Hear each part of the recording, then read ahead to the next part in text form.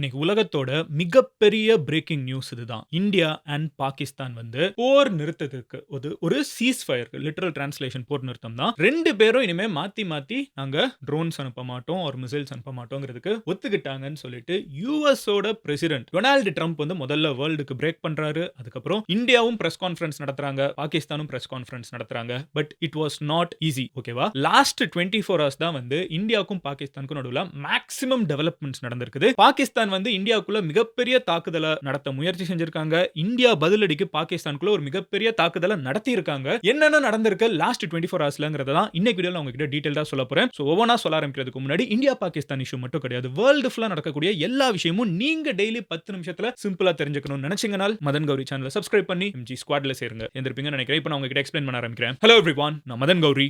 Hello my dear MG squad. India and Pakistan 2 நாடுகளும் ஒரு cheese ஃபயருக்கு US புரோக்கரா நடுவுல உட்கார்ந்து 2 சைடும் டீல் பேசி கொடுத்திருக்காங்க. 2 நாடும் வந்து மாத்தி மாத்தி நாங்க இனிமே அடிச்சுக்க மாட்டோம், இப்போதைக்கு அமைதியா இருப்போம். அண்ட் அதே மாதிரி 12 மே, அதாவது இன்னும் இன்னைக்கு 10 இருக்கும், நாளை கழிச்சு வந்து 12 o'clock மறுபடியும் பேசுவோம். அது வரைக்கும் இமீடியட்டா லேண்ட்லயும் சரி வாட்டர்லயும் சரி வான் வழியாவும் சரி 2 பேருமே வந்து சண்டை போட மாட்டோம் அப்படின்னு சொல்லிட்டு 2 பேரும் 2 நாடுகளுக்கும் மாத்தி மாத்தி உத்தரவாதம் கொடுத்திருக்காங்க. But what happen? இதுக்கு முன்னாடி லாஸ்ட் 24 ஹவர்ஸ் ஒரு மிகப்பெரிய டெவலப்மெண்ட் நடந்திருக்குது. பாகிஸ்தான் இவ்வளவு நாள் இல்லாத அளவுக்கு ஒரு மிகப்பெரிய தாக்குதலை இந்தியா மேல பண்ண முயற்சி செஞ்சிருக்காங்க. அதை நம்ம தகர்த்துட்டு பதிலுக்கு பாகிஸ்தான் மேல பண்ண தாக்குதல் இருக்கு தெரியுமா? உலகத்துல யாருமே இது வரைக்கும் பண்ணாத ஒரு தாக்குதல். அப்படி என்ன நடந்துச்சுன்னு தானே கேக்குறீங்க? டீடைல் டைப்பா சொல்றேன். சோ முதல்ல இன்னைக்கு காலையிலே ஒரு பிரஸ் மீட் வச்சாங்க. அப்பவே வந்து நம்மளோட 3 ஹீரோஸ் 3 பேரை தான் நம்ம அதிகமா மறுபடியும் பேசிட்டு இருக்கோம். Foreign secretary Vikram Misri, colonel Sofia Qureshi, wing commander Vyomika Singh இன்னைக்கு காலையில ஒரு பிரஸ் மீட் வச்சாங்க. அப்பவே அவங்க சொன்னாங்க இன்னைக்கு அதிகாலை, ஓகேவா, இன்னைக்கு வந்து ஒரு 1:40 நள்ளிரவு அப்படி சொல்லலாம். சோ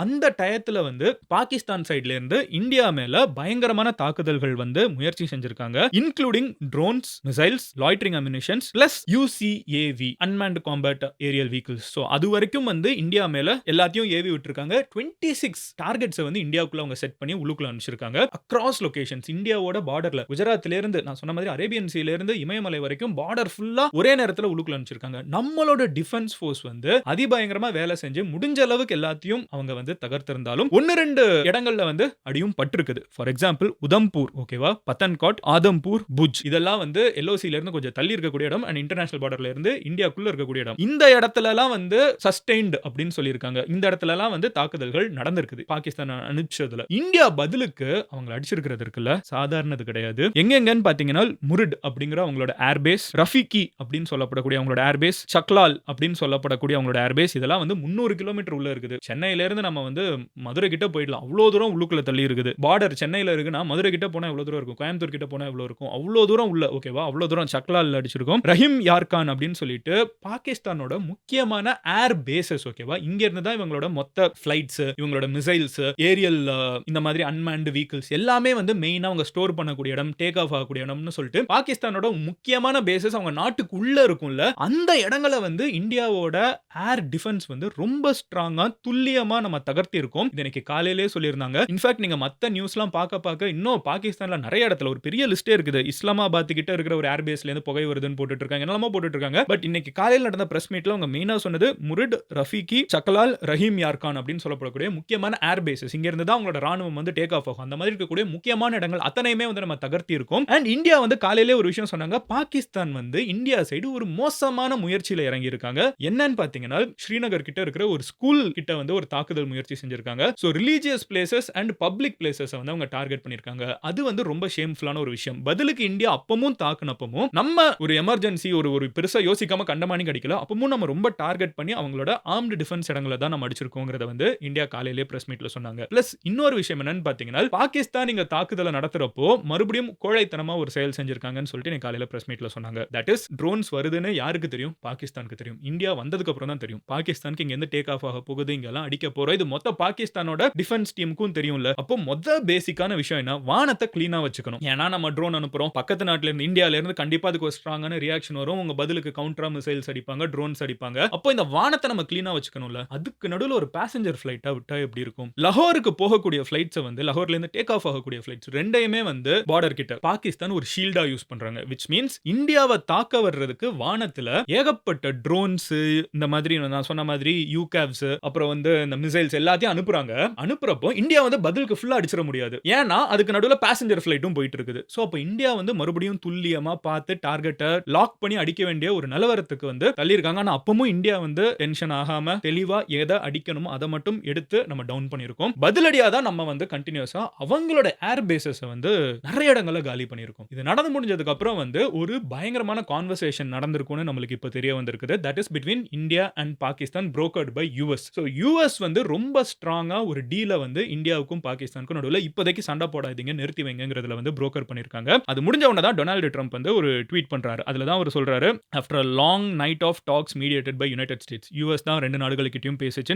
நடுதாரரா இருந்தது யுஎஸ் தான். I am pleased to announce that India and Pakistan have agreed to a full and immediate ceasefire. So இமிடியேட்டாவும் கம்ப்ளீட்டாவும் இந்த பார்டர்ல இன்னும் மறுபடியும் நம்ம கண்டினியூஸா இந்த 2 சைடும் வந்து இந்த அளவுக்கு தாக்குறதுக்கு முன்னாடி நம்ம முதல் நாள் 2வது நாளே சொல்ல ஆரம்பிச்சிருந்தோம். சோ அந்த வீடியோஸ்லாம் பார்த்தவங்களுக்கு தெரிஞ்சிருக்கும். அப்பவே நம்ம சொன்னோம் நைட் வந்து டெய்லி ஸ்கர்மிஷ் நடக்குது. பாகிஸ்தான் சைடுல இருந்து சுட்டுக்கிட்டே இருக்காங்க. That should also stop. So அதையுமே நிறுத்தி full ceasefire ஓகேவா? அத வந்து அமெரிக்கா வந்து இந்தியாவுக்கும் பாகிஸ்தானுக்கும் நடுவுல பண்ணி வச்சிருக்காங்க. And congratulations to both the countries on using common sense and great intelligence. ரெண்டு பேருமே வந்து தெளிவாவும் சாதுரியமாவும் நடந்துகிட்டதுக்கு நன்றி. Thank you for your attention to this matter னு சொல்லிட்டு டொனால்டு ட்ரம்ப் முதல்ல வேர்ல்டு ஃபுல்லா சொல்றாரு. இதுக்கப்புறம் தான் நம்மளுக்கு வந்து இந்த கான்வர்சேஷன் இந்த தாக்குதலுக்கு அப்புறம் நடந்திருக்கும். ஏன்னா யுஎஸ்ல நைட்னா என்ன, இங்க வந்து பகல் விடிஞ்சிருச்சு. அப்ப யுஎஸ் நைட் வந்திருக்கணும். சோ நிறைய பேர் சோஷியல் மீடியால எப்படி அத சொல்லிட்டு இருந்தாங்கன்னா இந்தியா வந்து ஒரு டெசிசிவான ப்ளோவ கொடுத்திருக்குது பாகிஸ்தானுக்கு. பாகிஸ்தான் வந்து it had a very bad misadventure. நம்ம ஊர்ல இருக்கக்கூடிய ஸ்கூல்ஸ் இது மேல அதோட தாக்குதல்கள் நடந்திருக்குது. இன்ஃபேக்ட் நீங்க பாத்தீங்கன்னா நேத்துக்கு இறந்து கூட போயிருக்காங்க. ஜம்மு காஷ்மீர் பகுதியில ராஜ்குமார் தப்பா அப்படிங்கிறவங்க வந்து ஒரு அடிஷனல் டெவலப்மெண்ட் கமிஷனர், அங்க இருக்கக்கூடிய டெபுட்டி சீஃப் மினிஸ்டர் கூட டிராவல் பண்ற ஒருத்தங்க வந்து அவங்களோட வீட்டுக்குள்ள இருந்தப்போ இறந்து போயிருக்காங்க. ஆஷா நூர்ங்கிற ஒரு 2 வயசு குழந்தை, 33 வயசான முகமது சுஹைப் அப்படிங்கிற ஒருத்தர், ரஷீதா பேகம் அப்படிங்கிறவங்க, அசோக் குமார் அப்படிங்கிறவங்க, இத்தனை பேரும் வந்து இந்த எல்ஓசி கிட்ட இறந்து போயிருக்காங்க. சோ இவ்ளோ உயிர் பலிகள் வந்த உடனே தான் இந்தியா வந்து ஒரு ரொம்ப டெசிசிவான ப்ளோவ அவங்க சைடும் கொடுத்திருக்குது. பிளஸ் நம்ம கிராஸ் பார்டரவுமே ரொம்ப ஸ்ட்ராங்கான அவங்க எந்த அளவுக்கு கொடுத்தாங்களோ அதே அளவுக்கு நம்மளும் கொடுத்திருக்கோங்கிறத இந்தியா வந்து வேர்ல்டு ஃபுல்லா பிரஸ் வச்சு சொல்லியிருக்காங்க. சோ மறுபடியும் ஒரு 3 o'clock கிட்ட வந்து நம்மளுக்கு நியூஸ் வர ஆரம்பிச்சிருச்சு that there is going to be another press conference. அந்த பிரஸ் கான்ஃபரன்ஸ் அப்போ தான் ஃபாரின் செக்ரட்டரி விக்ரம் மிஸ்ரி அவங்க மட்டும் வந்து சொன்னாங்க, சி 2 கண்ட்ரி பாகிஸ்தானோட டிஜிஎம்ஓ 2 கண்ட்ரியும் பேசிக்காம இருந்தோம் நடுவுல ஓகேவா. சோ அப்போ பாகிஸ்தானோட director general of military operations அவங்க இந்தியாவோட டிஜிஎம்ஓவுக்கு கால் பண்ணியிருக்காங்க ஓகேவா. பாகிஸ்தான் சைடுல இருந்து இந்தியாவுக்கு கால் பண்ணி இதை நிறுத்தி போன 2 கண்ட்ரியும் ஒத்துக்கிட்டாங்க. சோ ஃப்ரம் 5 o'clock இந்த 2 நாடுகளுமே வந்து சீஸ்ஃபயர், 2 நாடுகளும் மாத்தி மாத்தி அடிச்சுக்கிறத நிறுத்திப்போம். ஆக்ஷன் ஸ்டாப்ஸ்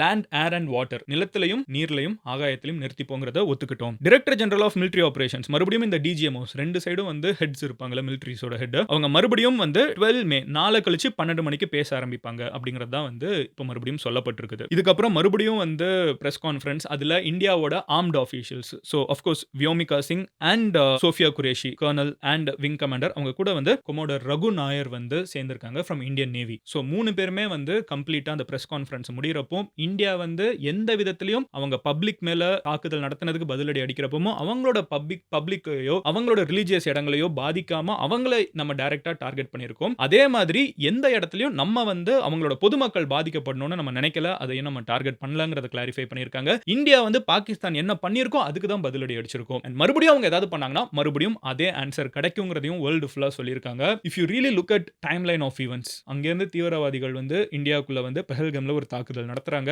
இந்தியா வந்து அங்க இருக்கக்கூடிய முக்கியமான தீவிரவாத பேட்ஸ், முக்கியமான இடங்கள் அத்தனையுமே தகர்க்குது. அதுக்கப்புறம் அவங்களுக்கும் நம்மளுக்கும் வந்து ஒரு 2-3 நாளா இந்த பிரச்சனை போயிட்டு இருக்குது. அதுக்கப்புறம் இந்தியா வந்து அவங்க பண்ணதுக்கு மிஸ் அட்வென்ச்சருக்கு ஒரு ஸ்ட்ராங்கான ரிப்ளை, அவங்களோட ஏர் பேசஸ் எல்லாம் தகர்க்கறாங்க. அதுக்கப்புறம் இது 2 நாடுகளும் சீஸ் ஃபயருக்கு ஒத்துக்கிட்டு from a call from Pakistan ஓகேவா, அவங்களோட டிஜிஎம்ஓ தான் இந்தியாவோட டிஜிஎம்ஓவுக்கு கால் பண்ணியிருக்காங்க. சீக்வென்ஸ் ஆஃப் ஈவென்ட்ஸ் எல்லாத்தையும் வச்சு பார்த்தானால் இந்த சிச்சுவேஷன்ல இந்த 2 நாடுகளுக்கும் நடந்த பிரச்சனையில 100% India had the upper hand and very டெசிசிவ்லிங்கிறத சொல்றதுக்கு எந்த தயக்கமும் வேணாம். இந்தியாவை ஒரு தீவிரவாதி வந்து தாக்குதல் நடத்தினாங்கன்னால் அவங்களுக்கு என்ன நடக்குங்கிறது இந்தியா ரொம்ப ஸ்ட்ராங்கா ஒரு லெசனை வேர்ல்டு ஃபுல்லா பார்க்கறப்போ புகட்டி இருக்காங்க. அண்ட் மறுபடியும் இந்த மாதிரி ஏதாவது பண்ணீங்கன்னா மறுபடியும் இதே தான் பண்ணுவோங்கிறதையும் சொல்லியிருக்காங்க. இப்போதைக்கு 2 நாடுகளும் சண்டை அப்படிங்கிற ஒரு விஷயத்தை தவிர்ப்போங்கிறதையும் ஒத்துக்கிருக்காங்க. ஸோ இதெல்லாம் தான் மொத்தமா நடந்திருக்கிறது. அண்ட் இன்னைக்கு காலையில வந்து பிரஸ் மீட்ல ஒரு விஷயத்தை சொல்லியிருந்தாங்க. பாகிஸ்தான் வந்து ஒருவேளை இந்த பிரச்சனை இன்னும் பெருசாக்கணும்னு நினைச்சிருந்தாங்களான்னு தெரியல, பட் எல்லைகள்ல வந்து பயங்கரமா ட்ரூப்ஸ் வந்து பாகிஸ்தான் சைடு அக்யூமுலேட் ஆயிட்டு இருந்திருக்குது. இன்னைக்கு காலையில பிரஸ் மீட்ல வந்து